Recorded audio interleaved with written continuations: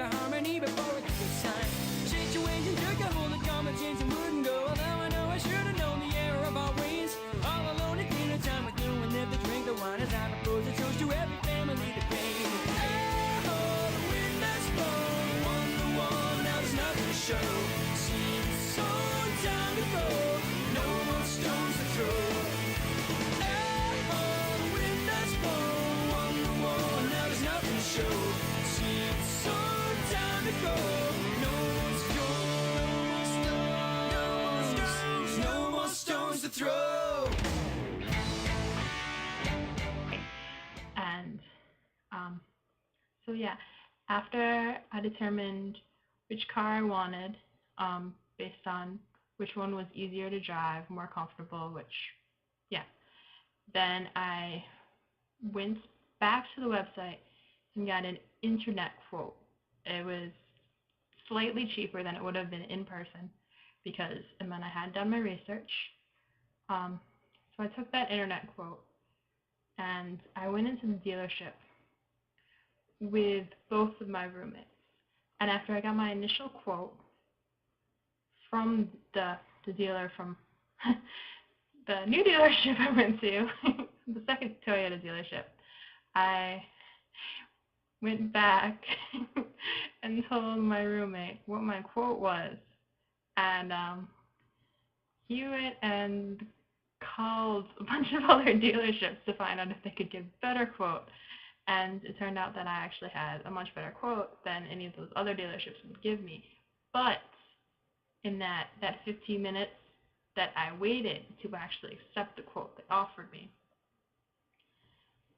they lowered the price another $300. So yeah, that was pretty cool. It helped that I went in at the end of the month when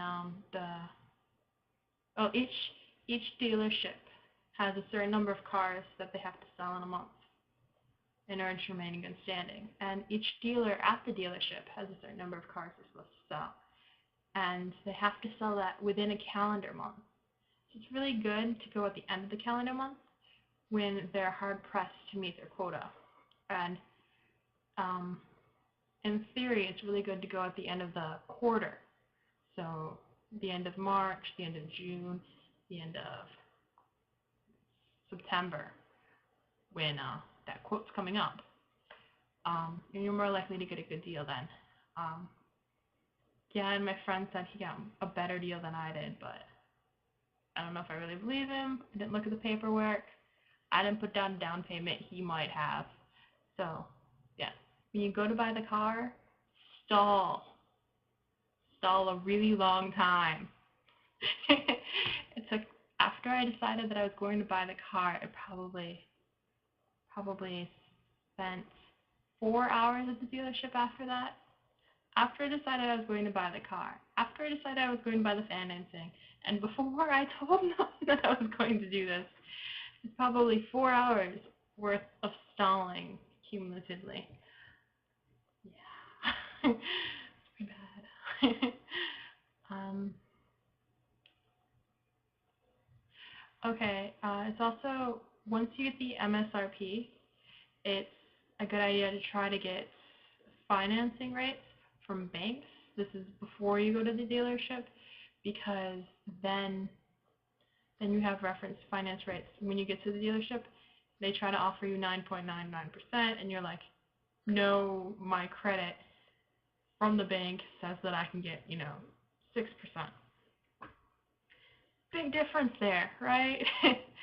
So at the very end of the transaction, when you've decided that you're going to buy the car and you determine that you do want financing, they're going to try to sell you on warranties. And warranties are a good idea, especially if you want to keep the car for a long time.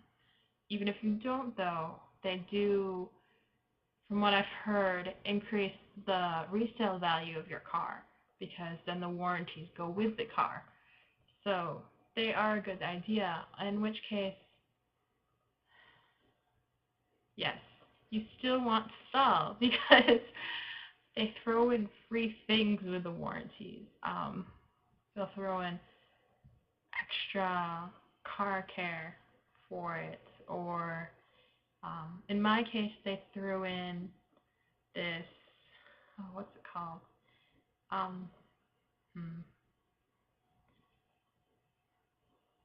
Well, if I get any sort of tree stuff on the car, I take it in to that specific dealership, and they'll clean the car for me. Yeah. But they just threw that in there. There were things where if I had mentioned something else,